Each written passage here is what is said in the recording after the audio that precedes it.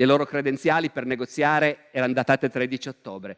Però il comando austriaco ha detto, beh però, finché gli italiani non si muovono e finché il nostro esercito regge, stiamo a vedere e aspettiamo. Diaz ha ordinato l'attacco per il 18 ottobre. Cosa succede il 18 ottobre sul Piave? Che piove, diluvia, il Piave è in piena, intransitabile. Rimandano di una settimana, al 24 ottobre. C'è di buono che è l'anniversario di Caporetto. Intanto l'esercito austriaco sta cominciando a disgregarsi da solo. Il 20 ottobre i primi reggimenti ungheresi in Val Sugana decidono di ammutinarsi e si mettono in marcia per tornarsene in Ungheria. Finalmente il 24 ottobre attacchiamo.